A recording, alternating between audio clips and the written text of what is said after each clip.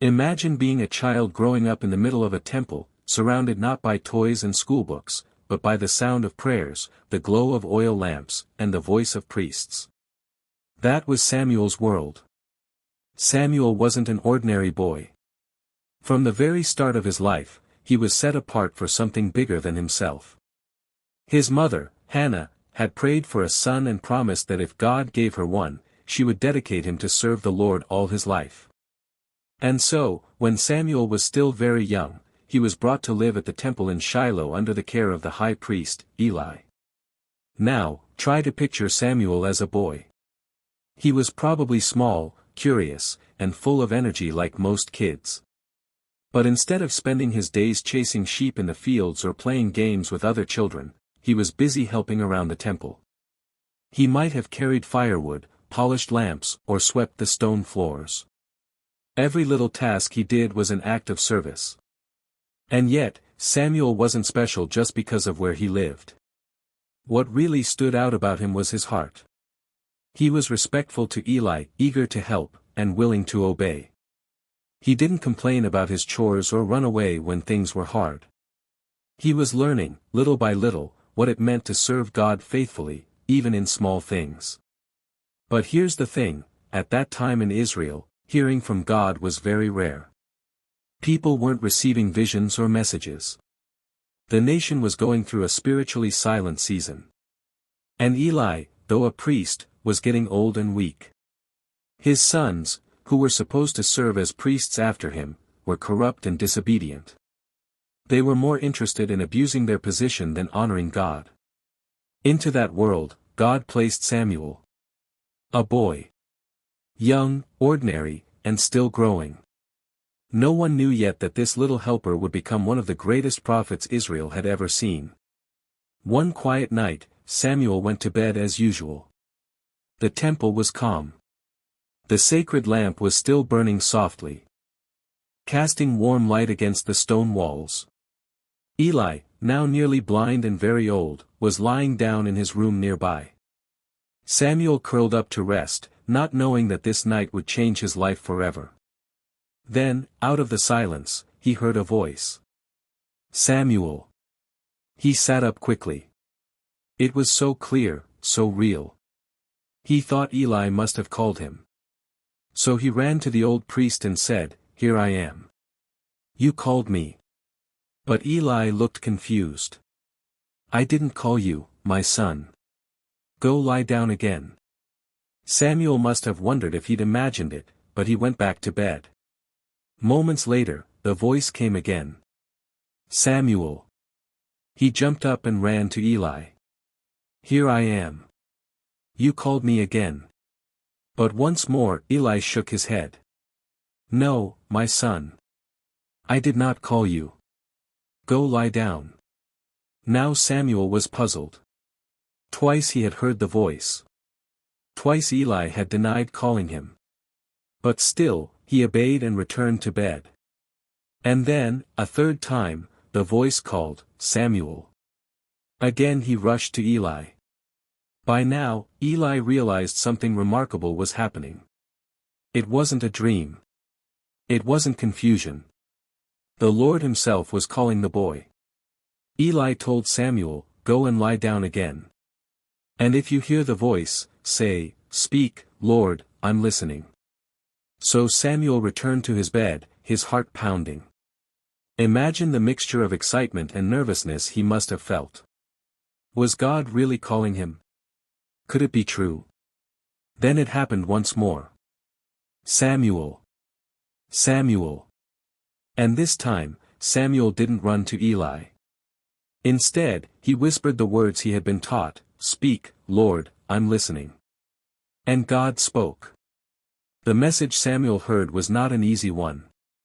God told him that Eli's household would face judgment because his sons had done terrible things, and Eli had not stopped them. The sins of Eli's sons would not be overlooked any longer. Samuel lay there in the dark, turning the words over in his mind. He was only a boy, how could he carry such a serious message? He probably wished the message had been something joyful, something encouraging. Instead, it was heavy and frightening. The next morning, Samuel continued his chores quietly, perhaps hoping Eli wouldn't ask about what God had said. But Eli called him. "Samuel, my son," he said, "what was it that the Lord spoke to you? Don't hide it from me." Samuel hesitated, but then bravely shared everything. Every detail. He didn't soften the message or skip the hard parts. And Eli, though the words were about his own downfall, accepted them humbly. "He is the Lord," Eli said. "Let him do what seems right." In time, everything God had spoken came to pass. Eli's sons, Hophni and Phinehas, were killed in battle against the Philistines. And when Eli heard the news, he fell backward, broke his neck, and died. It was a tragic but sobering reminder: when God speaks, his words always come true. From that moment on, Samuel was no longer just a boy serving in the temple. He became known as a prophet of the Lord. God continued to speak to him, and Samuel listened faithfully.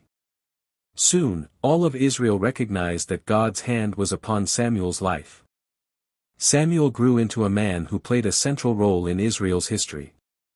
He guided the nation through difficult times, warned them when they strayed, and anointed Israel's first two kings, Saul and David.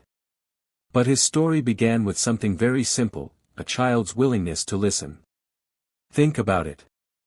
Samuel didn't have power, wealth, or status. He wasn't a warrior or a scholar. He was just a boy, lying in the dark, when he chose to answer God's call with 7 humble words: "Speak, Lord, I'm listening." And that choice changed everything. What does this mean for us? Samuel's life reminds us that God doesn't wait for us to become important or impressive before he speaks. He calls ordinary people, sometimes even children, to do extraordinary things. The key isn't in our age, our strength, or our abilities. The key is in our willingness to listen.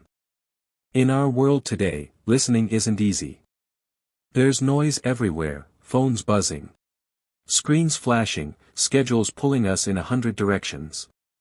But Samuel's story invites us to pause, quiet ourselves, and simply say, "Speak, Lord, I'm listening." And here's another truth: Samuel didn't recognize God's voice the first few times. He thought it was Eli. That should encourage us. Sometimes we, too, struggle to recognize when God is speaking to us. But that doesn't mean he's not speaking. Like Samuel, we can learn to listen. We can seek guidance from wiser mentors, stay open, and keep our hearts attentive. Samuel's courage in sharing God's hard message is also a lesson. Speaking truth isn't always comfortable. Sometimes it's scary. But Samuel shows us that obedience matters more than fear. God entrusted him with a message, and Samuel delivered it faithfully, even though it was difficult. And finally, Samuel's story teaches us that God's plans are bigger than we imagine. That night in the temple, Samuel probably thought he was just a helper boy. But God was preparing him to be a prophet, a leader, and a voice of truth for an entire nation. So here's the takeaway: no matter how small or ordinary you feel, your willingness to listen and obey can shape your life and the lives of others in ways you can't even see yet. Samuel's story is proof that greatness starts not with status, but with a listening heart. So maybe tonight, as you get ready for bed, you can take a moment of quiet and pray the same simple words Samuel did. "Speak, Lord, I'm listening." Because who knows what amazing plans God may have in store when you do. And that's the story of Samuel, the boy who became a prophet because he listened. A reminder for us all to pause in the middle of life's noise and make space for God's voice. If this inspired you, make sure to like, share, and subscribe for more powerful stories that bring faith to life. Until next time, keep your heart open, and keep listening.